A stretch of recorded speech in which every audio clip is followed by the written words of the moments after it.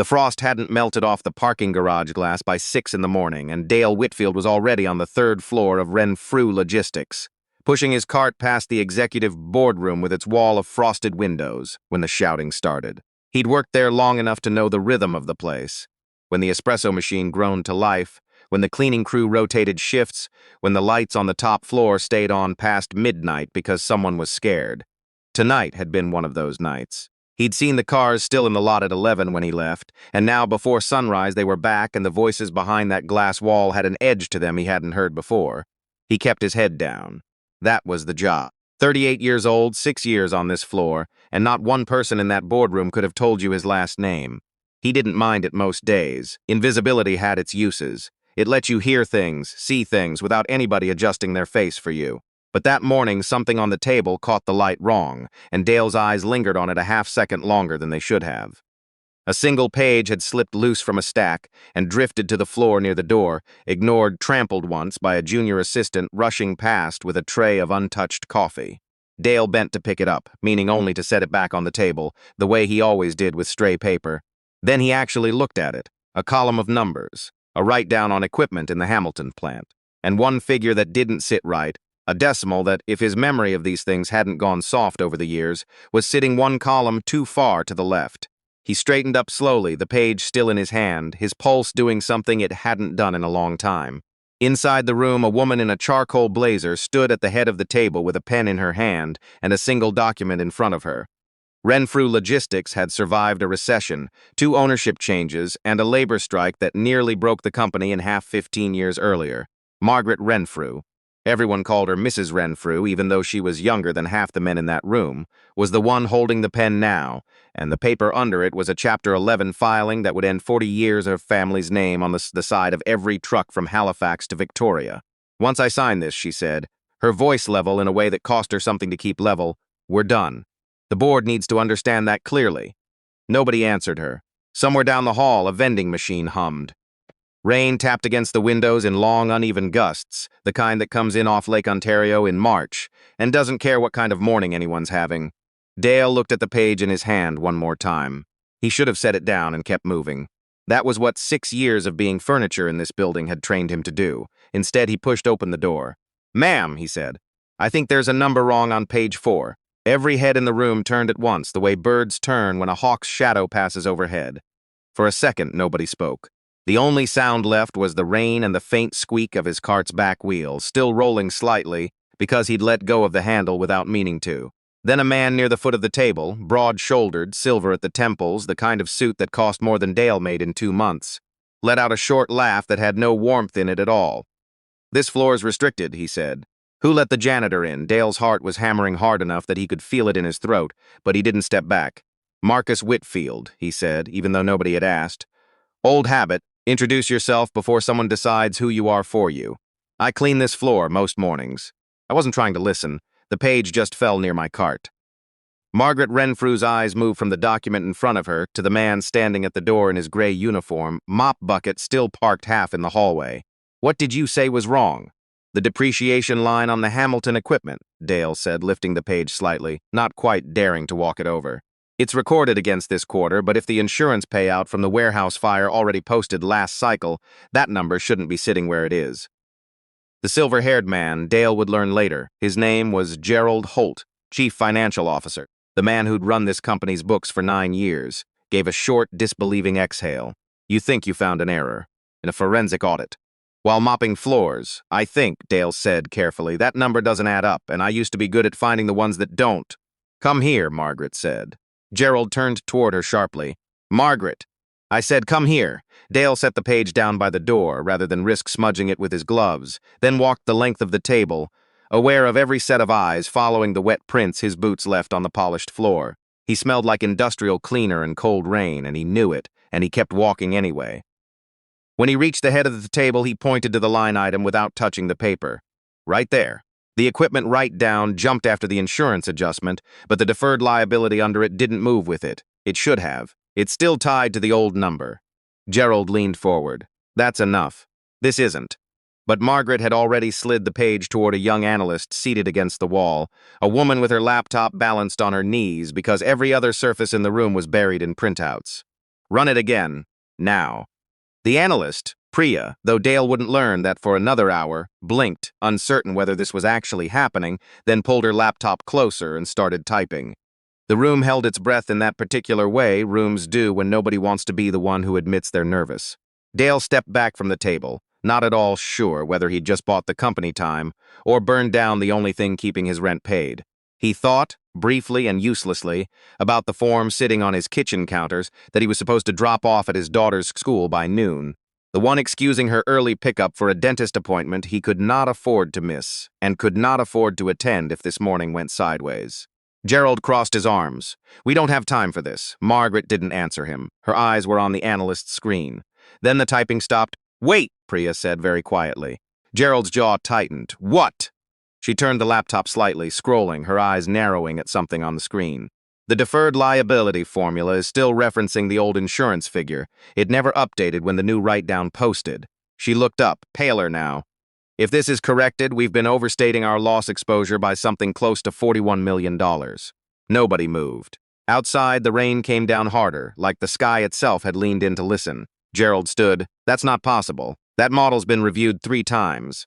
The formula's pointing at an archived cell," Priya said. "From before the insurance payout posted. Someone would have had to override it manually for it to still be doing that." Margaret's hand loosened slightly around the pen. "How long has that error been sitting in the model?" Priya checked. "At least 2 revision cycles. That doesn't change our liquidity position," Gerald said too quickly. But another analyst across the table was already pulling up a linked sheet. "Actually, it might. If the loss exposure's lower to, or the debt covenant threshold isn't breached the way we thought it was." Margaret looked at Dale now, not as an intrusion, but as something closer to a question. "How did you see that? Standing in a doorway?" Dale hesitated because the honest answer wasn't a simple one, and it wasn't something he handed out to strangers. "Numbers stick with me," he said finally, "even when I wish they didn't." Gerald let out a laugh with real strain in it this time. "Are we seriously restructuring a billion-dollar filing based on a janitor's hunch?" Margaret ignored him entirely. "What's your name?" "Your full name, Marcus Whitfield. People call me Dale." "How long have you worked here, Dale?" 6 years. "And before that?" He paused half a second too long, and Gerald noticed it, the way predators notice hesitation. "Cleaning, mostly." "Different building." "Before that," Margaret said again, quieter. Dale glanced toward the rain streaking down the window. "I was finishing a degree in applied statistics at McMaster. Then things changed." Gerald scoffed openly. "A dropout statistician auditing a corporate filing. Wonderful." But Priya cut in, voice tight with adrenaline now. "He's right about another line, too. The inventory reserve on the Hamilton plant is tied to the same archive table." Heads turned again. Gerald's face lost some of its color. Margaret rose and walked around the table herself, reading the corrected figures over Priya's shoulder. 41 million became 46, then 52. The covenant deadline that had seemed immovable that morning shifted 3 months out, then 6. Not safety, not yet, but not the cliff edge they'd woken up to. Margaret straightened slowly, staring down at the unsigned filing, as though it had transformed in her hands from a sentence into something closer to a warning she'd nearly ignored. "Who built this model?" she asked, without looking up. "Finance, under my supervision," Gerald said. "Who signed off on the revisions?" "We all did." But the room no longer belonged to his confidence the way it had 20 minutes earlier. Margaret set the pen down flat on the table instead of lifting it again. "Nobody leaves this floor," she said, and her voice had gone colder, sharper, every trace of the exhausted woman from an hour ago burned away. "We audit every linked schedule before noon. The investors are expecting that filing today," Gerald said. "Then they'll wait." She looked at Dale. "You stay too." He blinked. "Ma'am, my shift's actually. Your shift just changed." He glanced at his cart still parked by the door, abandoned mid-rotation like evidence from a different life, and thought again of the dentist appointment, of his daughter Lily waiting outside Briarcliff Public School with her backpack hanging off one shoulder, the way she always wore it. He did not say any of that out loud. He stayed.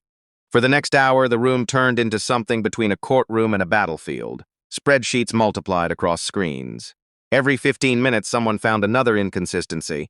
A vendor liability counted twice, a maintenance reserve duplicated across 2 reporting periods, an insurance reimbursement buried in a subsidiary file and excluded from the executive's summary that mattered. None of them alone would have saved the company. Together, they were rewriting the story the board had been told. Outside the glass, employees arriving for the day noticed the unusual stillness on the executive floor, the lights that should have gone dark by 8 still burning. Analysts moving at a pace nobody moved at in this building. Rumors started before 9. Nobody yet knew that the man at the center of it was supposed to be polishing the lobby floor right now, quietly working out how he was going to explain to his daughter's school that he might not make it after all. Margaret looked up again near 10. Mr. Whitfield, why were you looking at an internal report in the first place? It was a fair question. He didn't dodge it. The page fell near my cart. I picked it up to put it back. I just saw it before I could stop seeing it, and you understood what you were looking at. Numbers don't let go of me easily, he said. It's been a problem more than once. She studied him for a long moment, the way you study something you're not sure you trust yet but can't afford to dismiss either. Gerald spoke before she could ask anything else. Even with corrections, this doesn't undo the collapse, he said. It might undo whether the collapse happens this week, Priya said without looking up from her screen, or whether we still have room to fight. Margaret leaned back, eyes steady on Gerald now in a way that made him shift in his chair. Then we fight. She took the unsigned bankruptcy filing, folded it once, and set it aside on the table like something she was no longer ready to throw away but wasn't ready to finish either. By 9:30, the entire floor had changed shape without most of the building understanding why. Legal staff who'd come in expecting to process a filing were told to stand down. The boardroom doors stayed shut, but behind them the table that had been cleared for surrender. That morning was now buried in revised ledgers and screens glowing with numbers that no longer matched the story Gerald had been telling for months. Dale stood near the back wall, gloves still on because nobody had told him what a man like him was supposed to do with his hands once he'd stopped being invisible. Every few minutes another analyst called out a fresh discrepancy. A duplicated reserve here. A liability counted twice there. None of it read as accidental anymore. Margaret stood instead of sitting, leaning over the central monitor, strands of dark hair slipping loose from a knot she usually wore, without a single piece out of place. The composure she'd carried into the room at dawn had sharpened into something with teeth. Gerald kept insisting each inconsistency had a procedural explanation, and each explanation arrived a half-second too slow, as though he were inventing them as he spoke. These things happen in transitional quarters, he said, when a junior analyst flagged a mislinked covenant trigger. Complex models drift. But a young analyst near the window, Priya's colleague, a quiet man named Sanjay, who hadn't said a word until now, shook his head before he realized he was doing it in front of senior leadership. Not like this. These formulas were manually overridden. The room shifted again at that sentence. Margaret turned slowly. Manually. Sanjay swallowed, aware he'd just stepped into territory where careers ended. Yes. The automatic reference was broken and replaced with hard-coded values in at least 6 cells, temporary patching during quarter-end review, Gerald said immediately. Standard practice. But Dale had drifted closer to the screen without realizing it, the same instinct from the first page pulling at him again. That timestamp, he said quietly. Sanjay glanced up. What about it? Those edits were made after midnight. That's enough, Gerald snapped. He doesn't belong in this conversation. But Sanjay was already checking the metadata, his fingers stuffed on the keyboard. 2:14 a.m. 3 nights ago, another analyst pulled the edit log. Same login credentials on all 6 changes. Margaret's eyes moved slowly to Gerald. Whose? Mine, obviously, he said. I sign off on final review. At 2 in the morning. That's called doing my job. Dale was staring at the timestamps differently now, not at the hour, but at what sat beneath it. No, he said, almost to himself. That's not the first edit. Sanjay reopened the version history. There's an earlier version archived underneath. Another click. His expression changed. The original values were correct. The room went quiet in a different way this time. Archived models have drafts in them all the time, Gerald said, but the steadiness had gone out of his voice. Who replaced them, Margaret asked. Same credentials, Sanjay said. For the first time all morning, Gerald's face slipped. Just for a second, just enough. Margaret saw it. Dale saw it too. Leave the logs open, Margaret said. This proves nothing except a rushed quarter, Gerald said, arms folding. Then why wasn't I told? Because you had investors pulling out, lenders threatening, and a workforce about to find out their jobs were gone. I was protecting you from noise. You protected me from the truth, Margaret said. He opened his mouth to answer, but the boardroom speaker lit up instead. Incoming call. Hallbrook Capital, the lender who'd pulled its rescue offer at dawn. Margaret stared at it for a second, then accepted. Margaret, the voice on the line said, flat and impatient. Our legal team wants to know why the filing hasn't gone through. Every eye in the room moved to her. She glanced once at the folded filing on the table, then at Gerald, then at the screen still displaying overwritten figures. Because we found a discrepancy that needs resolving first. A pause. What kind of discrepancy? Gerald stepped forward as though to take the call from her. Margaret raised one finger and he stopped. A material one, significant enough that I'm not signing today. You told us the numbers were final. They weren't. Another pause. Longer. You understand a delay changes how the market reads this. Then the market can wait, Margaret said, and ended the call herself. Gerald exhaled hard. That was reckless. You use that word every time the truth shows up, Margaret said, turning to face him fully. Sanjay spoke again before either of them could continue, quieter now. There's something else. Asset transfer records. He pulled up a new sheet. One of the subsidiaries is listed as partially wound down, but it's still recorded as carrying the Hamilton equipment as collateral. Dale saw the shape of it before the others did, the same kind of small distortion that looked ordinary alone and damning in a sequence. That facility's title was never actually transferred, he said. It's still ours on paper. That's absurd, Gerald said, palm flat against the table. Sanjay checked. He's right. The transfer was logged but never finalized. Then our secured collateral position is stronger than the filing claims, Priya said, running the numbers again. Leverage improves close to 10%.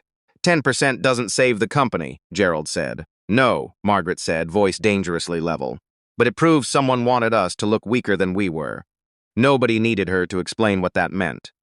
Outside the boardroom, word was already moving through the building that legal had been locked out of filing authority.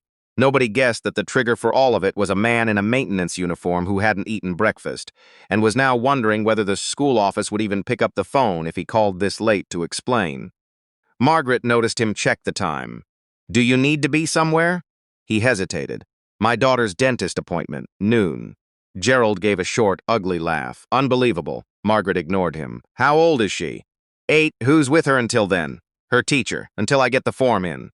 Margaret studied him a moment, then looked toward her assistant through the glass and waved her in. Call Briarcliff Public School. Tell them Lily Whitfield's pickup is covered under corporate authorization and that her father's been detained on company business. Dale stared at her, caught off guard enough that the words didn't come right away. That's not necessary. Neither was bankruptcy, apparently. The assistant nodded and left. Gerald's irritation sharpened into something close to fury. We are not turning a financial crisis into charity work. We're correcting priorities, Margaret said without looking at him. Then Sanjay spoke again, sharper this time. There are external transfers, 3 disbursements through something called Birchwood Strategic Advisory. Gerald's face changed, smaller this time but unmistakable. How much, Margaret asked. Just under 9 million total, consulting for what? Sanjay scrolled. No deliverables attached. Emergency restructuring advisors, Gerald said, authorized under my emergency powers, paid before board approval. Margaret said temporary authorization. Dale's eyes had moved to the dates of the transfers. The same week the bankruptcy narrative accelerated, he said carefully. Same midnight pattern. Sanjay checked the filing category, booked as loss prevention expense. Margaret looked at Gerald now in a way that had nothing left of deference in it. Who owns Birchwood, an independent group, Gerald said, slower now. Sanjay typed, then stopped. Registered 6 months ago.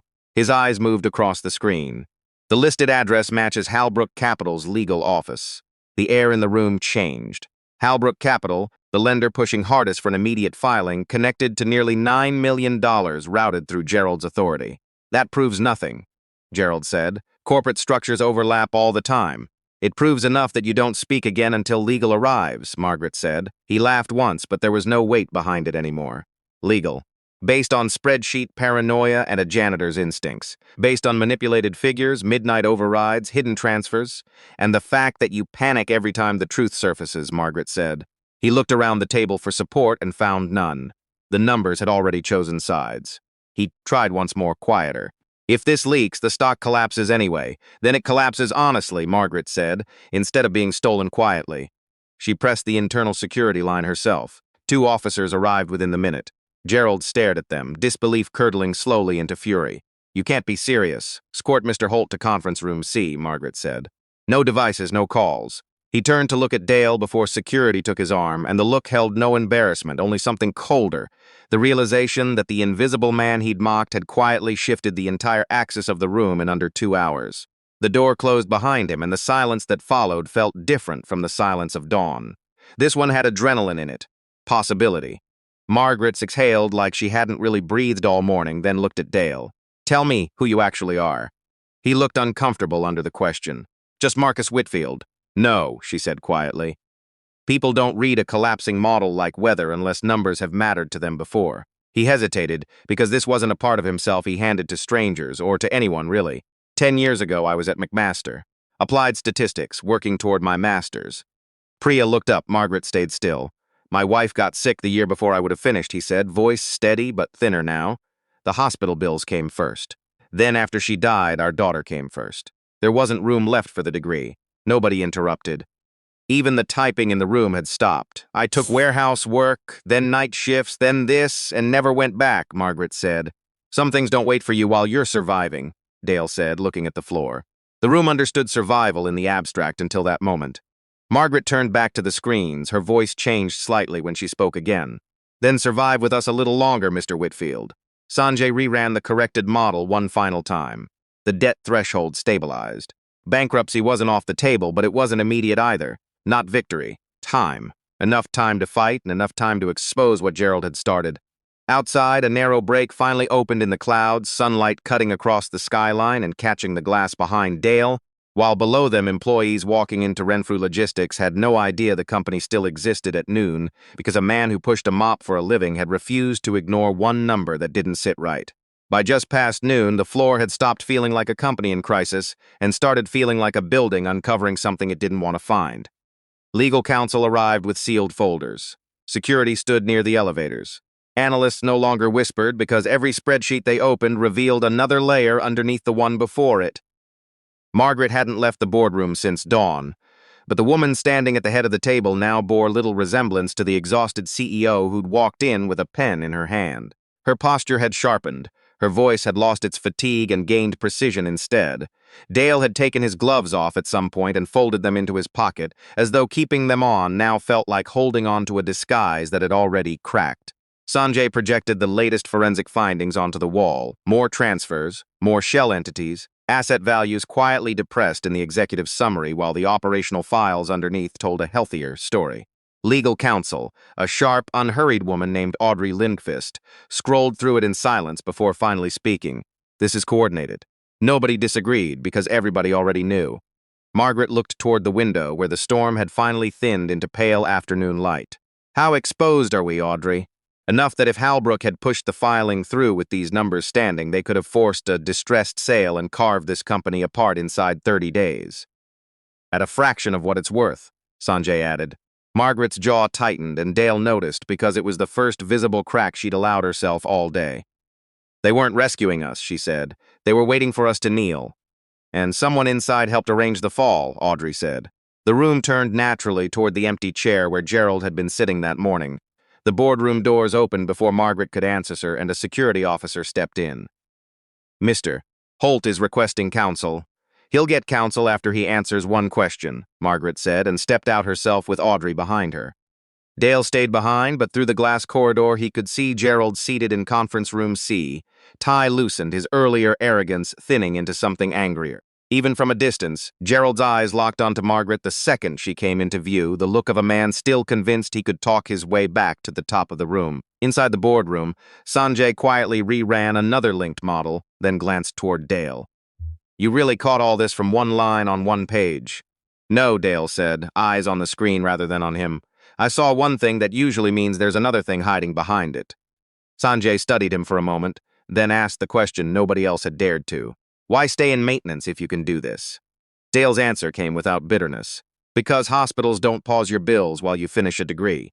Because funerals cost money. Because kids still need breakfast whether or not your life makes any sense that week. Sanjay looked away, embarrassed by how simple and how heavy that sounded coming from a man none of them had bothered to learn the name of until that morning. Across the hall, Margaret stepped into conference room C. Gerald leaned back, forcing composure into his face. You're making a mistake. Margaret stood across from him without sitting. Who at Halbrook?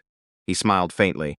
You think this ends with me? Answer the question. You built this company on loyalty to a name on the side of a truck, he said. Markets don't care about legacy. They care about who gets there first. Who? They offered survival, Gerald said, leaning forward. You were already bleeding. Lenders pulling out, plants underperforming, credit lines tightening. I didn't create the weakness, Margaret. I just monetized the inevitable. You rewrote the numbers. I accelerated what was already going to happen. $9 million. He shrugged. Consulting fees. She took one step closer. You nearly had me bury 3,000 jobs before lunch. That cracked something in his composure. And you nearly signed it, he said, because deep down you believed it too, that you weren't strong enough to hold on to what your father built. Margaret's face didn't move, but the sentence landed somewhere true. He pressed harder, seeing it land. Now your miracle's a janitor. That's your rescue story. No, Margaret said, colder than before. My rescue story is that an honest man noticed what every executive I hired was too proud to see. She turned to leave. Gerald spoke again, softer now, almost amused. Ask your honest man why he recognized those formulas so fast. Men like him don't disappear into maintenance for no reason. Margaret paused for exactly 1 second. Then she left. Back in the boardroom, she found Dale and Sanjay comparing timestamps by hand, because the archived logs had started revealing something stranger. One set of correct values had existed months earlier in a hidden backup folder, then vanished. Margaret stopped near them. Gerald says men like you don't disappear without a reason. Dale looked up, understanding immediately exactly where Gerald had aimed. Were you running from something? Margaret asked, quieter now. Sanjay looked away, sensing this was a question no spreadsheet could help with. Dale hesitated longer this time because the answer wasn't professional history. It was grief. After my wife died, I took contract work building forecasting models for a freight company out of Mississauga. I was good at it, maybe too good. He looked at the floor. I kept missing school calls, parent-teacher meetings. Lily learned how to sit quietly in office lobbies while I chased somebody else's deadline. Margaret said nothing.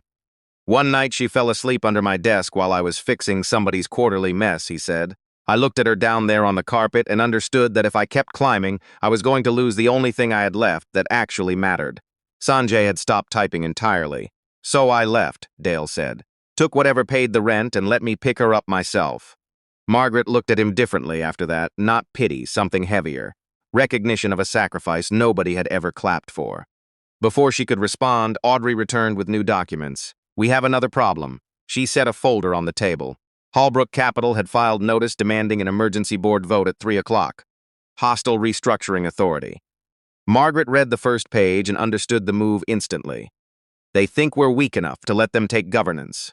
They're assuming the delay means confusion, Audrey said. Sanjay checked the clock, 2 hours and 40 minutes. Margaret's mind was already moving. If they force the vote while Gerald's numbers are still seated in prior filings, they'll argue leadership failure regardless. Unless you walk in with proof of manipulation and a corrected solvency picture, Audrey said. Margaret turned to the wall of screens. Then we build it. What followed felt less like office work and more like a small, contained war. Legal mapped the transfer chains. Treasury rebuilt the liquidity statements from scratch.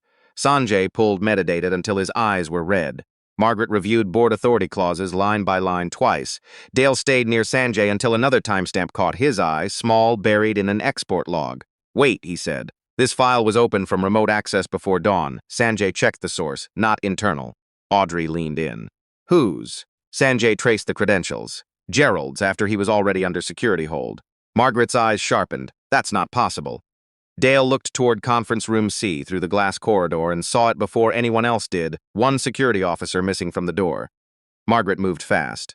They crossed the corridor together, chairs scraping behind them in the boardroom.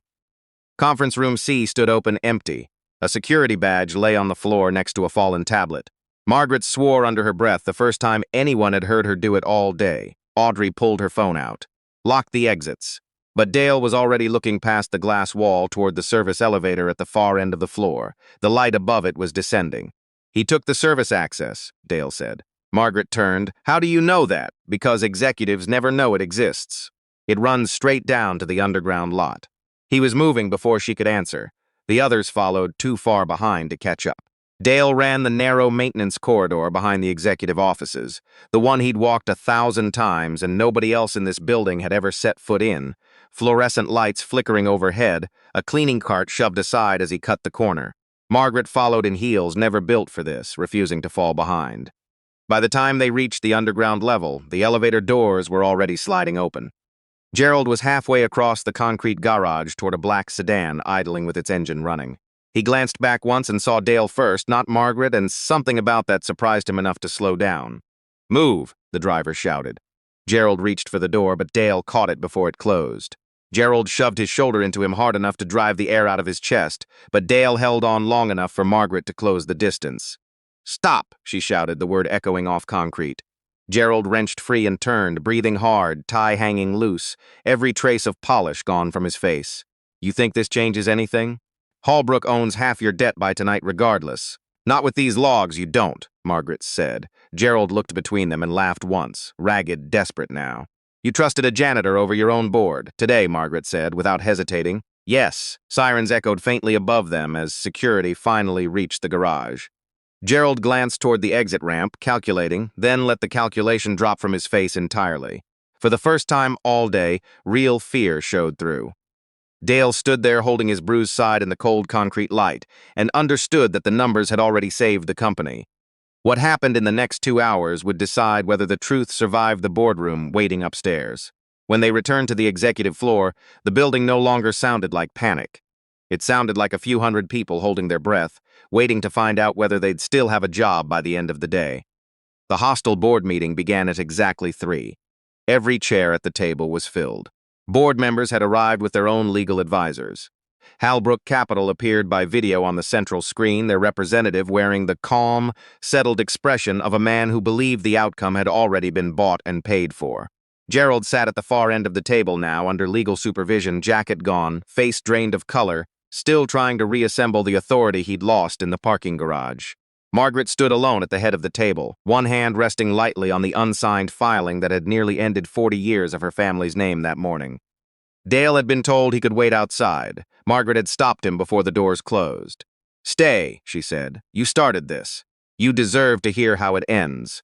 So he stood near the wall again, still in his uniform, side aching where Gerald had shoved him, looking like the least important person in the room, even though everyone present now knew that without him, none of them would be sitting there at all. Halbrook's representative opened first. Given the delay and the apparent instability at the executive level, we're formally requesting restructuring authority under the creditor protection provisions. A board member shifted in his seat. Another glanced at Margaret, waiting for weakness. She didn't sit down. Instead, she nodded once to Sanjay, who brought the corrected figures up onto the central screen. Time-stamped overrides, the transfer chain, the shell entity, the remote access logs tied to Gerald's credentials after his own security hold. No speech came first. Just the facts, laid out flat and unhurried. Audrey walked the board through each one with the same calm precision a surgeon might use. By the third slide, Halbrook's representative had stopped looking quite so settled. By the 5th, 2 board members were leaning forward. By the 7th, Gerald had lowered his eyes to the table and kept them there. Then Margaret spoke. Her voice wasn't loud, but it carried further than shouting ever could have. This morning, I nearly signed a bankruptcy filing because I trusted fear dressed up as certainty. I came within a signature of handing this company to people who'd already started dividing it up before our employees even knew they were under attack. She turned a page and laid it flat in front of the board. These figures were altered to make collapse look inevitable. It wasn't. Holbrook's representative cut in. Those are serious allegations requiring formal verification, which is why federal counsel already has copies, Margaret said. The silence that followed was loud enough that the air conditioning suddenly seemed audible. Gerald's head came up sharply. The screen carrying Halbrook's feed froze for half a second before reconnecting. An older director who'd sat on this board beside Margaret's father for 2 decades finally asked the question nobody else had wanted to. Then why were we saved by someone outside finance? Margaret turned her head slowly toward Dale. Every eye in the room followed hers. He didn't move. Because everyone in this room had learned to listen only to titles, Margaret said, quieter now, almost personal. Nobody had an answer for that because there wasn't a good one. Sanjay projected the final corrected solvency model. Debt pressure was still severe, but the cliff edge was gone. 6 months of runway existed, if leadership changed, if the waste stopped, if trust came back into the building. Holbrook attempted one more objection, but the room had already turned before they finished speaking. 7 votes rejected the restructuring authority, 1 abstained. Gerald was suspended pending a criminal referral. Holbrook's acquisition bid was frozen under fraud review. When the vote closed, the room that had begun the day preparing for a funeral sat in exhausted, stunned quiet, not from victory exactly, but from understanding how close they'd come to disappearing because everyone had trusted polish over quiet truth. The meeting dissolved slowly. Lawyers stayed behind. Analysts gathered files. Board members approached Margaret one by one with words that felt a little too late to matter much. Dale moved toward the door, not entirely sure he still belonged in the room now that the crisis had passed. Margaret said his name before he reached it. Dale. He turned. The room was nearly empty now, late sunlight pouring across the skyline behind her, gold against the glass. For the first time all day, she didn't look like a woman defending territory. She looked tired in a plain, human way, the exhaustion finally settling now that there was room for it. "Come with me," she said. She led him down a private hallway to a small lounge overlooking the city, where the unsigned filing sat on a side table waiting. She picked it up, looked at it for a long moment, then tore it cleanly in half. Then again. The sound was quiet but final. Dale watched without speaking. Margaret dropped the torn pieces into the bin and turned to face him. "You saved 3,000 jobs today." He shook his head slightly. "I saw one number." "No," she said, almost smiling for the first time since dawn. "You spoke up when everyone else in this building had learned how to stay quiet." She slid a folder across the table toward him. Inside was an offer. Senior Financial Systems Advisor. He read only the title before looking up. "I can't work executive hours." "Then don't. I pick my daughter up every afternoon." "Then you still do. Some days she's sick and I have to leave without warning." "Then you leave." He studied her carefully, trying to work out whether this was gratitude that would fade by Monday or something with more weight behind it. She seemed to understand the hesitation. "This isn't charity," she said, leaning lightly against the window, the day's exhaustion still visible on her face. "It's me fixing one more thing I almost got badly wrong." He closed the folder without saying yes yet. "If I take this, childcare support for night shift staff comes before my title does. Half the lowest paid people in this building are barely surviving their schedules." Margaret looked at him for a long second, then nodded once. "Done. And no layoffs this quarter if the corrected numbers hold, and a real benefits review for the plant workers." Margaret gave a tired laugh, small but genuine. "You negotiate like a man who knows exactly what survival costs." "Because I do," Dale said quietly. The sun dropped lower behind the skyline, gold fading into evening blue. For a moment, neither of them spoke. "What does your daughter think you do here?" Margaret asked finally. Dale looked out over the city. "She says I make things clean before important people show up." Margaret glanced toward the torn bankruptcy papers in the bin. Today she'd be right. An hour later, when Dale finally crossed the lobby with his old gloves in one hand and the unopened folder in the other, the employees near the entrance went quiet as he passed. Some of them recognized him already. Some had only heard the rumors, the kind that sounded too strange to be true. Nobody mocked the silence this time. Outside, the rain had stopped completely. Across the street, Lily was waiting near the curb under the school's borrowed umbrella, backpack hanging crooked off one shoulder, waving the second she spotted him. Dale crossed toward her slowly, his side still aching where Gerald had shoved him. She looked up at him before he'd even reached the curb. "You're late. Big day at work," he said. "Did you clean everything?" He knelt despite the ache in his ribs to fix her backpack strap and smiled. "Something like that." 42 floors above them, Margaret Renfrew stood alone at the glass, watching a father and his daughter disappear into the evening traffic, and for the first time in longer than she could remember, the building behind her didn't feel like an inheritance she was just barely holding on to. It felt like something worth rebuilding, this time with her eyes open.